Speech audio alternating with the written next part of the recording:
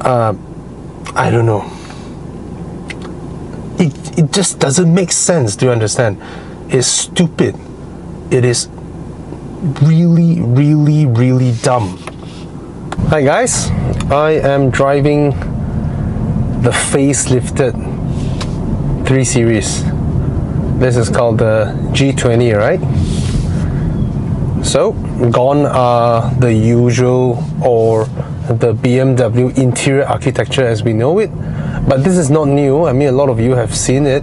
This single piece screen. To me, I mean, if you own the car, right, after a while, right, you don't really bother about whether the screen is under a HUD or whatnot. The fact that they took a page out of Mercedes' book to integrate it that way also means that they can disregard how their dashboard architecture is and just slap a big screen on top, however big they want.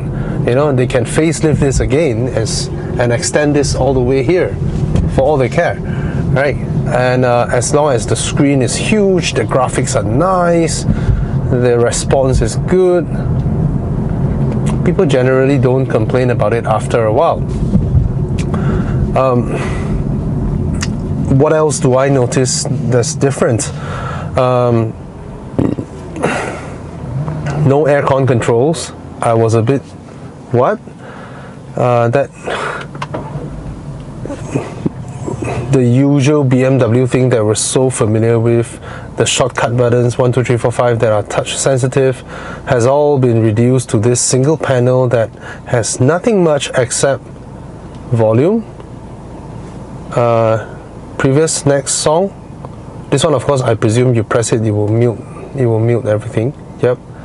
And then the hazard lights, and then the defogger, front and back. That's it.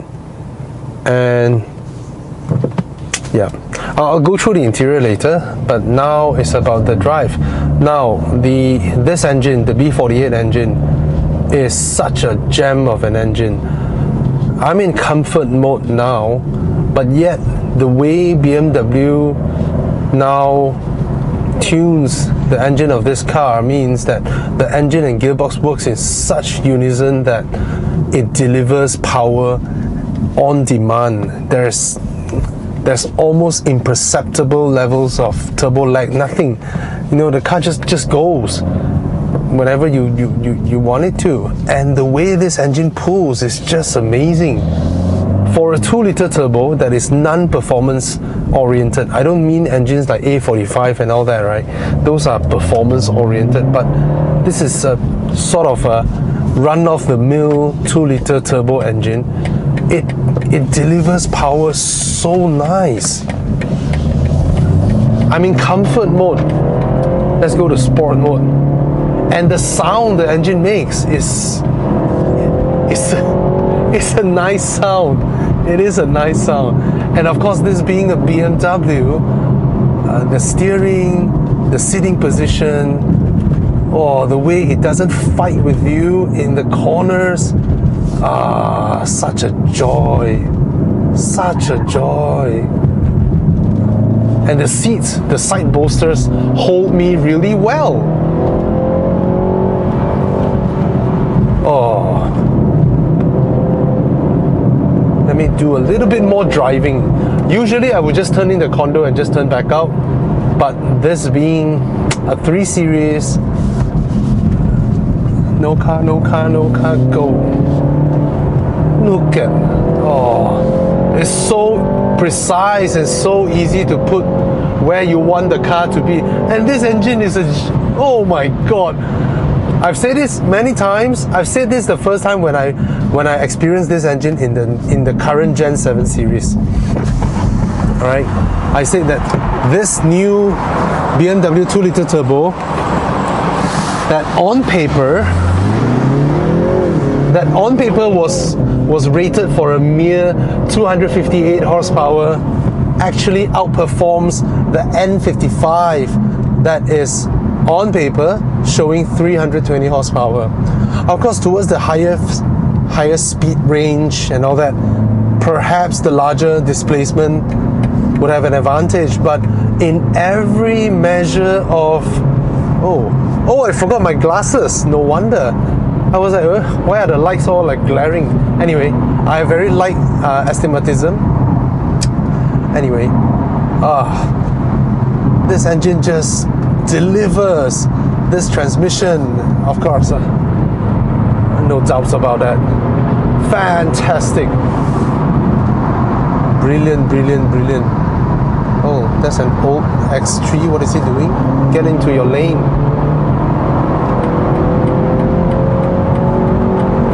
What a joy! What a joy! So again, when it comes to driving, there's very little argument to go about it against the 3 Series. Alright? But I have a but. I'm not sure if you guys can see from the camera. Let me go back to comfort mode. I'm not sure if you guys can see from the camera.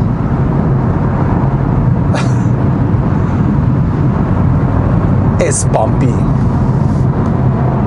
Oh.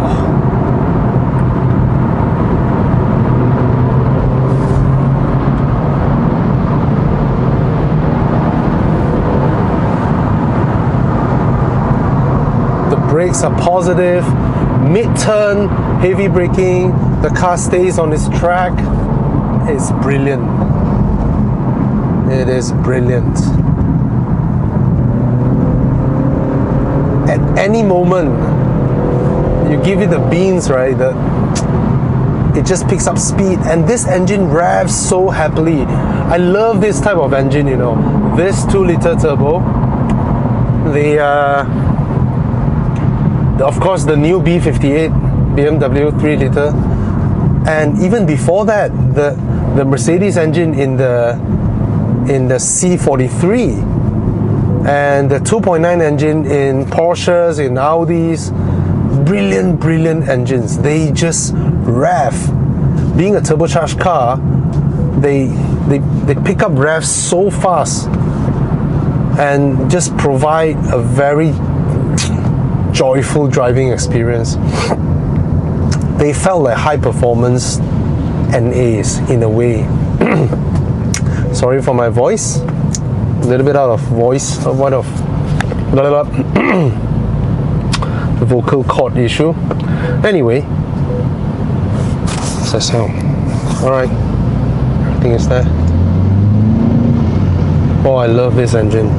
But I noticed changing from comfort to sport doesn't alter the ride comfort. It stays the same. So I suspect... Oops, what is that? Oh. I suspect there is no adaptive damper. This is just the M Sport suspension, much like how the 330i pre-facelift was. Okay. You see, right before driving this facelift, I drove the long wheelbase. The long wheelbase, of course, it doesn't handle like this. All right, it is obvious. It is obvious. I mean, when you don't do super sharp turn-ins, then the long wheelbase is fine, right? The long wheelbase is it can glide around bends and all that. But if you are on like super sharp turns, you will feel a distinct delay in how the rear axle reacts to the front. But should I call it a delay? Because that would be how a 7 Series would react as well. Okay? Anyway,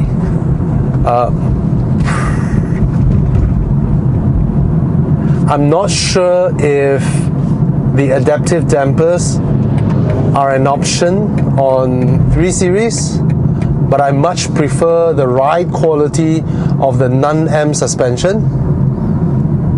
And for me, a luxurious or a premium family 4-door sedan like this suspension to me is unacceptable. Yeah, I cannot accept this suspension. this type of damping rate. Put it this way, if the BMW engineer that was in charge of fiddling out the suspension actually took a ride in, let's say, a Passat or an Arteon or what else? Yeah, I mean, oh my god, I wouldn't even say it's bordering uncomfortable. No, it is uncomfortable. It is not comfortable. Yeah, straight up, it's not comfortable. Every little thing on the road gets sent into the cabin. Boom, boom, boom, boom, boom, boom. Day in, day out, non-stop. I can't. I mean, if you're buying this, pay the extra, go for the M340i. Just go for the M340i. It just, I cannot live with this suspension. I cannot. It's not acceptable. I mean, put it this way. Let's say we're 20 years ago. All right, 20 years ago, you have the E46, a small, really small compact, a sports compact, premium sports compact. This segment used to be called premium sports compact. All right, so when it is the premium sports compact era, think about it. It is the size of the Toyota Altezza, right? The 3 Series E46. If your suspension is like this, I can still accept it because it barely passes as a full-size family car, and most of it is you can think of it as a hot hatch with a boot. But fast forward to 2020, 2023, this G20 is the size of a 5 Series. All right, the rear leg room is near to a Camry. So the usage of this now is a proper family car in terms of its size, right? It is no longer a sports compact sedan. So as a family car, this ride quality is unacceptable, because when you think about the F30, the previous generation, towards year 2018, they have the last batch. All right, the last batch also with M Sport brakes, rims, everything, but with adaptive dampers.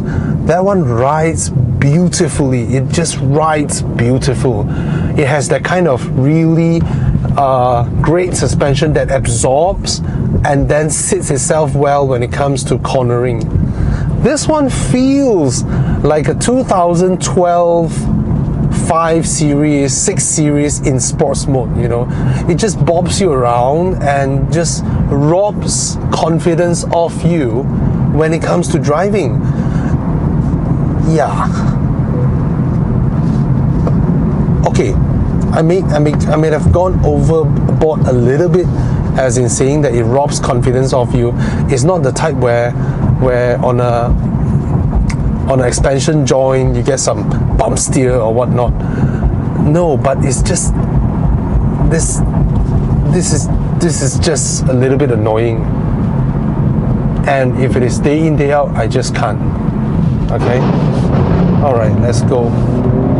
See, I'm in comfort mode. The car just picks up and go. Man, I love how the engine sounds. I love the transmission, the braking, the sitting position, the seats, though they are not the most comfortable, but the bolster, the side bolsters, they're really firm. It's not just there for looks. It really does hold me in place. Nice. And someone has to deal with the graphics. The graphics are dumb in this car. The speedo graphics, the head-up display graphics, they are dumb. They're designed by children, kids. Horrible. They don't make sense.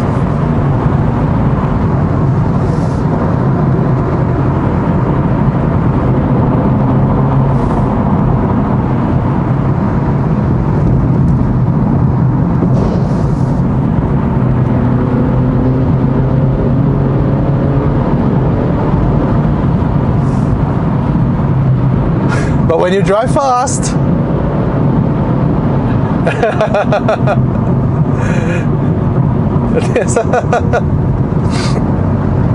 my God.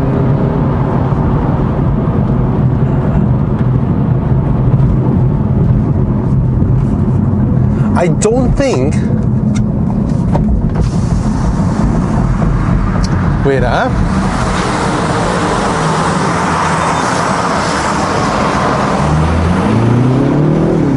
oh my God, this engine. I don't think an E90 or E92 generation M3 can get away from me in this car. Yeah, despite that one being a V8 with 400 horsepower, I don't think it can get away from me. The way this car picks up speed.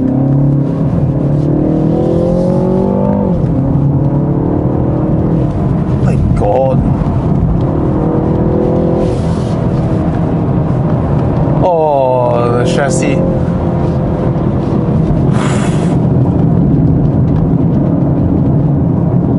Brilliant. Okay, heavy braking. Look at that. Look at that.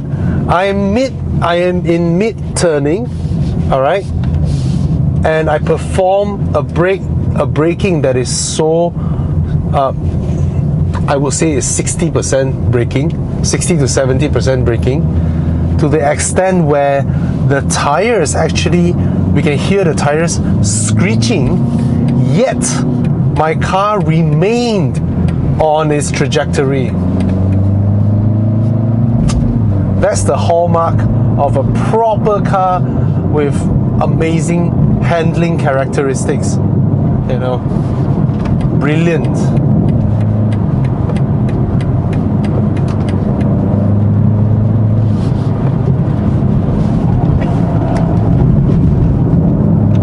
Brilliant. What a car, what a car.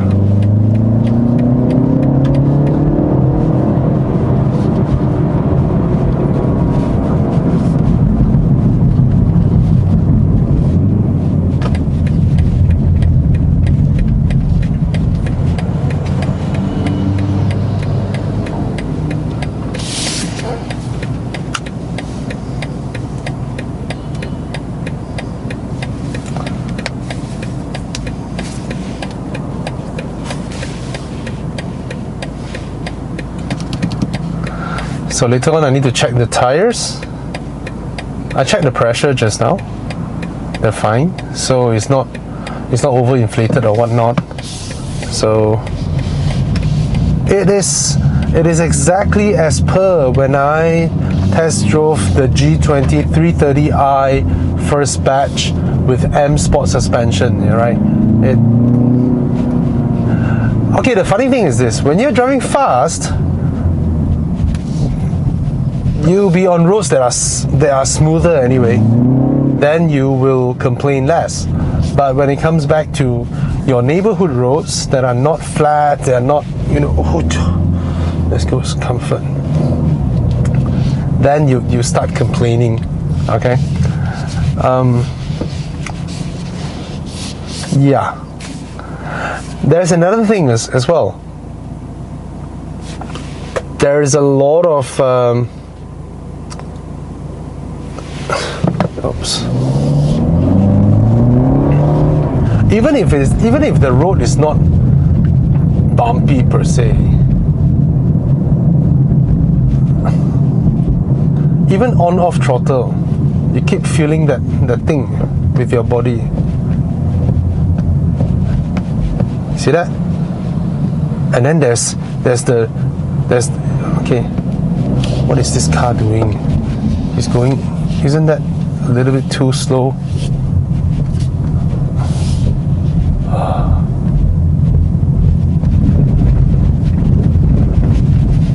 Okay, the C class is a lot more comfortable than this. The S60 is a lot more comfortable than this. Yeah.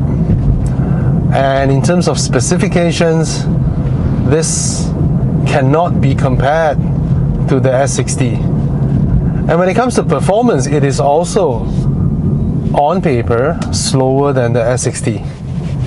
Okay, I mean it has a very eager engine, but the S60 has outright punch. Okay, this one revs and revs happily, very enthusiastic. Well, you can only be enthusiastic when you don't have the outright capabilities, right? That's the right word to use. It's capable, it's fast, okay? It reacts really fast, but it's not to the extent of the S60. I mean, of course, that's a plug-in hybrid with that kind of crazy punch, okay? But when it comes to comfort, when it comes to the demeanor of the car in daily driving, one thing that you do not, that I do not like is how the body reacts a little bit too much to everything, to the road, to me on-off throttle, or just a quick left-right steering. The body just keeps on reacting, okay? The thing is this, when it comes to premium cars, there must be a certain level of filtration on all this motion that a car's body is going through, okay? And that's what builds up the essence of what makes you feel comfortable in the car. I mean, there can't be a pure pursuit of just, oh, the car must react to everything, then it's super uncomfortable. And the S60 is miles more comfortable than this car, and I would buy that over this, to be honest, because yeah, this one is really enjoyable to do what I do just now, but that's also illegal, right? You cannot have a car that you only enjoy when you're driving illegally. You get what I mean? What are you doing, lady? Don't walk out to the road.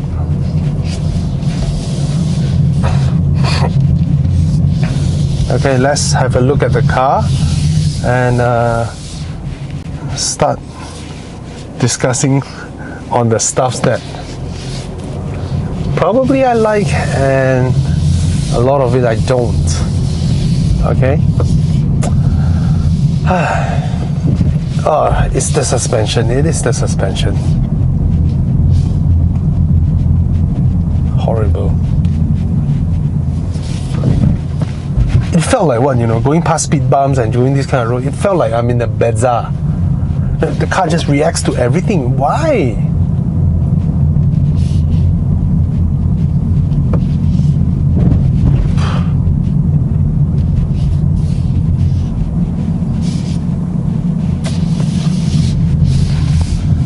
Okay, it's a little bit hot now under the sun. I'll do this later. Alright, cheers. Alright, let's look at the car. This steering wheel is familiar. This is the 5 Series steering wheel. I mean, this steering wheel debuted in the G30 5 Series. And okay, now let's look at this boy here.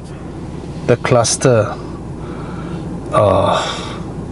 Okay, at least finally now you can have full view of the map, and you can press this button to sort of change how it displays, but some options doesn't make sense, like this one. Alright, and values since factory.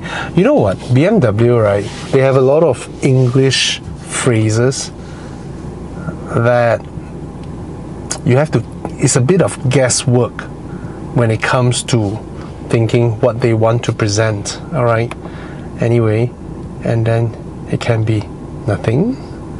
Alright, just a simple speedo and speedo. There's no ref counter here. Okay, so this one is the content.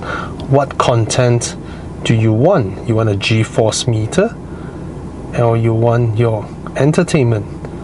Alright, and then you go to the right side, shows you the revs, so, and the revs.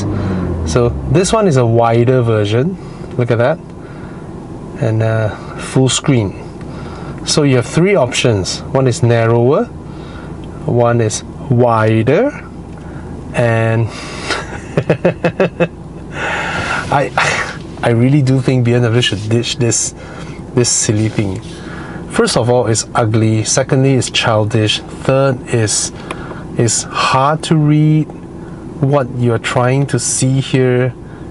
You know, it just doesn't make sense. There are certain things that you don't need to veer so damn far away from what it used to be, okay? And the way that this layout, this menu is set out, it doesn't make sense at all. And this head-up display, my God, this one, I don't even know what that two. Look at that, both sides, left and right, are the ref counters. I mean, it's seriously, look at that. I can totally tell you, right, somebody was tasked to do this, and then he told his boss, I have no idea how to do it, I'm not experienced in this, and then the boss say, don't worry, I have faith in you, whatever you do, I'll approve it. And that's your end result. Someone who is not an expert in this, okay? The thing is this is the one that you use most often while driving, okay? If you want to quickly access your music, your maps and all that, right, a very easy way, although you have, I mean, all of us are used to steering wheel buttons, right? Just think about this. The moment I press this, it toggles between, maybe there's an upper menu, all right? It toggles between music, driving information, navigation, and all that. And as you toggle between each, the option of it will come out, right? Next, scroll, press done. Instead of pressing this button to initiate this and then to choose what content I want, and upon choosing my content, let's say music, then on this layout, whatever I choose, music is in the middle. You see the problem with this logic here? If I just want to look at my maps quickly, I cannot toggle. When I just want to look at music, I cannot toggle. I must fire up this menu and then go to content and select the relevant content to be permanently here, and then only I can do something with it.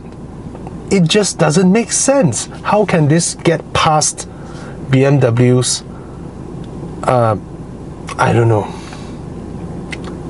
It just doesn't make sense. Do you understand? It's stupid. It is really dumb. Where's the driving information? Where is it? Journey data. Okay, journey data. So what do I have? You see, I'm scrolling this now. I don't get anything.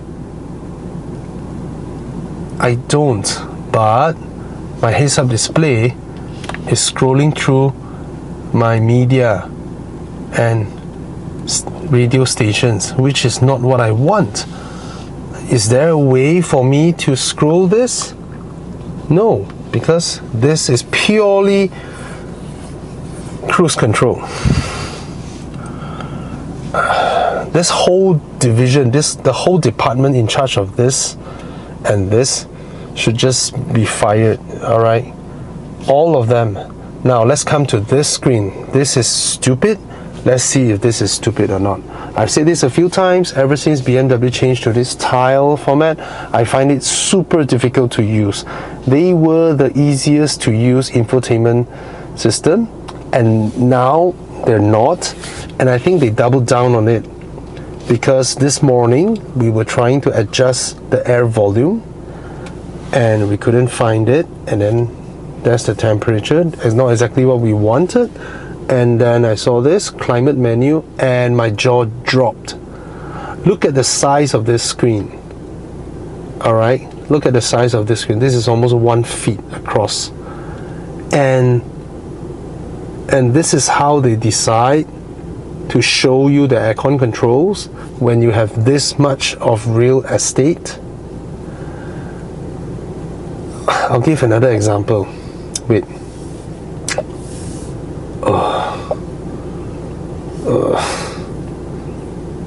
See? I can play this. Very nice graphics, right? Very, very nice. For no reason, but you're just able to do it. Okay? Anyway, now back to this. How hard is it for BMW to display this beautiful dashboard, alright, which is horizontal, on this horizontal screen, right? Mike, yep. Hi, Mike. Okay, how are you? Hi, Mike. Hello. Can you hear me? Hello? Mike, Yeah, I'm in my parking lot. Line is a bit unclear. Can I call you back? Yes, no problem for me. All right. Thank you. Yes, Thank you. Bye. Bye. All right. An entire dashboard. All right. And then very easily you can press.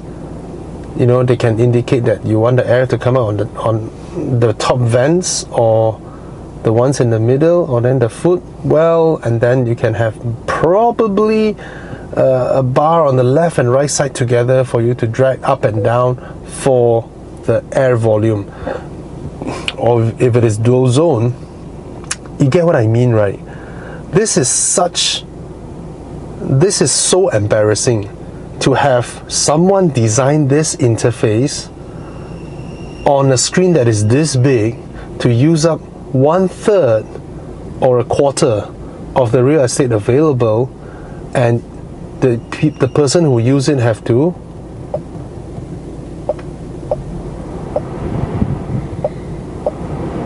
see that, or this. This is really bad, just absolute bad. Okay, and yup, you saw it, right? If I come into climate menu, if I have this much space, why can't the auto air circulation be somewhere here? Since you allow me to press, look at this toggle, how small it is. This little sync toggle, max aircon toggle, it's almost like it's designed for iPhone. All right, and then on this one you have to select this to come to an entire full screen with 3 options: fresh air, automatic air circulation, and air circulation. You get what I mean? If I press this, I presume the graphic will change. Oh, a much larger graphic, so big to tell me air will be drawn from outside. Air drawn from outside will be filtered if required. You see where's the inconsistency, right? They don't need all this side menu, all this, everything can be here because the screen is so big. And there's settings. What? Setting? Okay. Temperature adjustment upper body. Again, another BMW English that you just have to figure what are they trying to say. And then what? Second row of seats. Okay. Activate with default settings. What does that mean? Automatic program, you know. Auxiliary ventilation. Start now. Departure plan. It's a handful. It is a handful just on climate alone. Now, this is music, you know, audio source, whatever. Now, this is the bomber. When I landed this morning, I'm here. And I was like, really?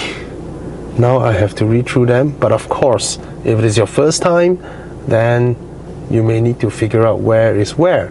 But at least they separate it to infotainment apps. They're all here. Vehicle apps are here. Then I look at vehicle apps, and let's go through a simple one. I was trying to read my tire pressure this morning. Tire pressure, okay.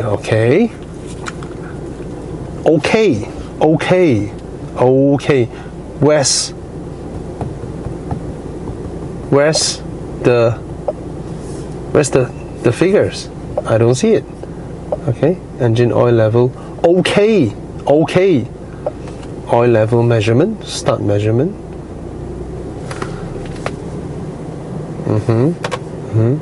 Let it do its thing. Nothing. Huge. And then that little toggle just now, AC max sync, is so small. Amazing. I just find it amazing. Exterior lighting. See, everything is so big, but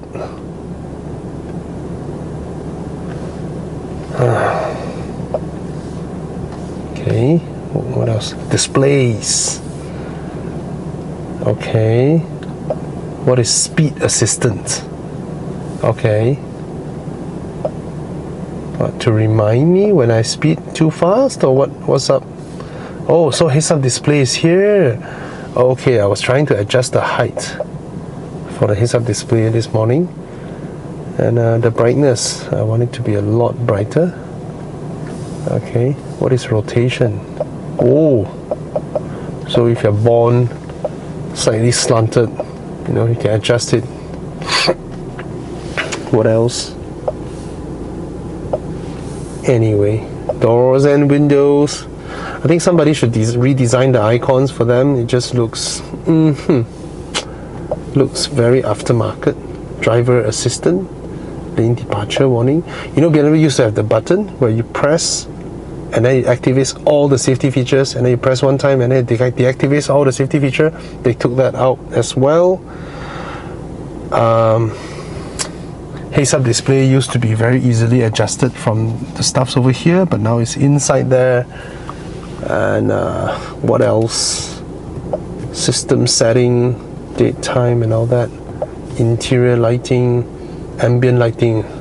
Okay, so I need to come all the way here to change my ambient lighting, but I don't feel the ambient lighting. Anyway, I don't like it. I don't like it at all.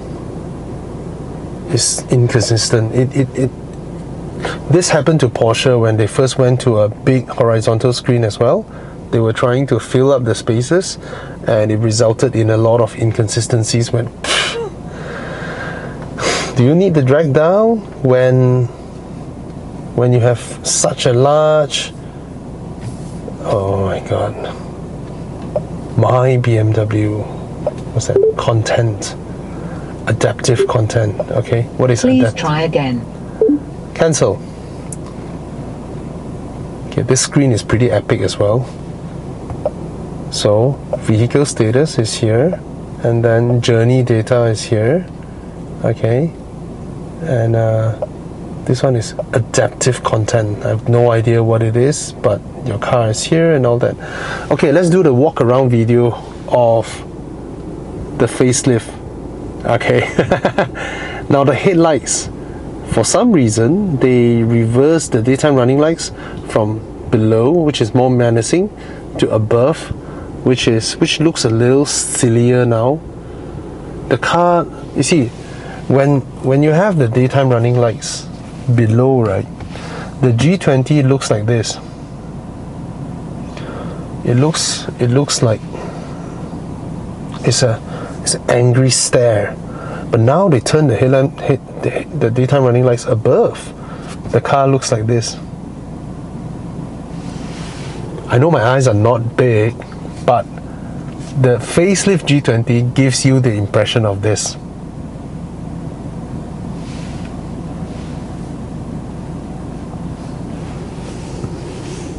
Whereas the previous one is this. I much prefer BMWs that look like this. Alright? Anyway, there's a lot of body kit stuff, you know, unnecessary black stuff that runs up the bumper as per modern car design, and diffuser here, skirts there, and then the front bumper is a lot. Now, one thing I will give it is that the front bumper is now so aggressive, it almost passed off as an M car like very sculpted bumper. All right, is hyper aggressive compared to the regular G20 3 Series that came out. All right, and then you get the M Sport brake kits, the wheels, and I'm not sure if this color is following the car's color, because this is exactly the color of this car that I'm driving. I'm not sure if you buy a blue one, will it be blue over here? If it is, then it will be super cool. All right, and yep, the car doesn't come with sunroof or panoramic roof, and the side mirrors are rather huge, and it's on the base of the A-pillar, so sometimes visibility is hindered because you see how thick the side mirror is? Usually if it is mounted on the door, if the starting part isn't that thick, I get a little slit that I can look out from the driver's side. But from the driver's side here, it's just one small thin split over there.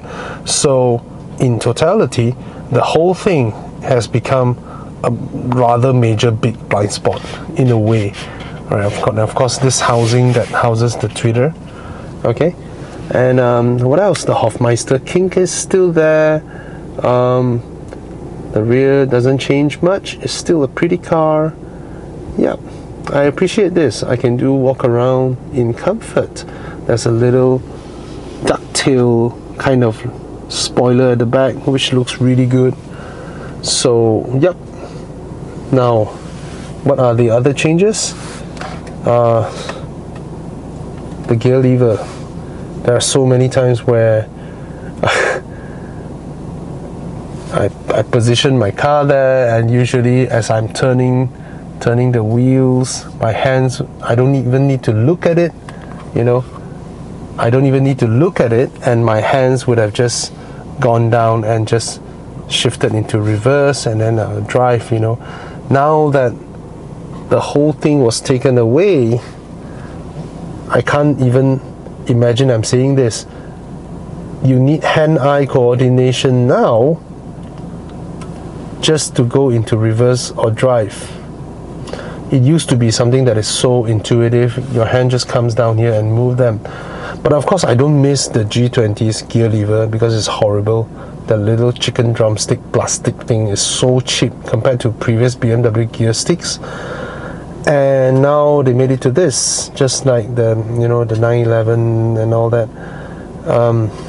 You need hand-eye coordination now. Probably after a while you may be able to use it. I may get used to it, I presume. Okay. Other than that, the operation is all the same. Start, stop over here and all that.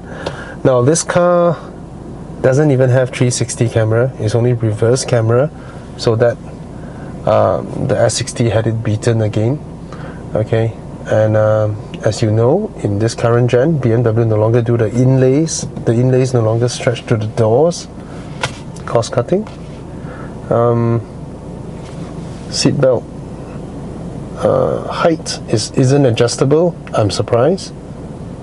Yeah, 5 Series as well. Just doesn't make sense. It's a simple thing. For ladies, you should be able to adjust that. The seats are great, especially the side bolsters. Alright. This part is a bit small, but this is great. Nothing much. USB-C ports inside here. Wireless charging. I always tell car makers, you must route your aircon to your wireless charger, because when I take this out, it's hot. It's very, very hot. It's not healthy for your battery as well in the long run to have it under, you know, warm conditions. So you must route your aircon to blow on your wireless charger. Car makers, please do that. Okay. What else that nothing much. This one is not a pass-through, but it's also not deep enough, you know. Yep, nothing much. I think the rear seats are just as spacious as they were. The door bins separated. Okay. Ugh.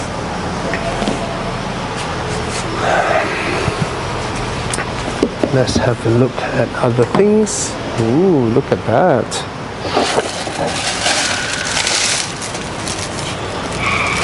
You know what are the chances, right? So I bought a very rare 996 C4S convertible, and my car is still in the workshop, and then I saw another 996 C4S convertible appeared in my condo. Yep, my neighbor happened to bought one as well, exactly the same spec. Because mine's interior is black, his is very nice with a spoiler and all that. Anyway, what coincidence is this, right? Anyway, the boot is huge, massive, it's crazy huge. Okay, no powered boot here. Actually, you don't need power boot for a sedan. And the tail lights are smoked. Look at that. Before this is clear, this is smoked. This hasn't changed. All this aggressive stuff at the back there, these are stuff that I don't like, but new design idiom. The exhaust looks really good, right, with the thick chrome tip around it, very nice. This black part, it's just more modern design language, you know, diffuser, and this is a fake diffuser also. There's nothing here, there's literally nothing there, just this part showing looks like it's a diffuser, serves nothing. Alright. Usually a effective diffuser would be having those that bends down and drives air all the way up. This is just a cover on the outside, just to pretend it looks like a diffuser. That's the thing, I don't like all this pretentious stuff, you know. And yet, because of new buyers, BMW are doing all this. What else?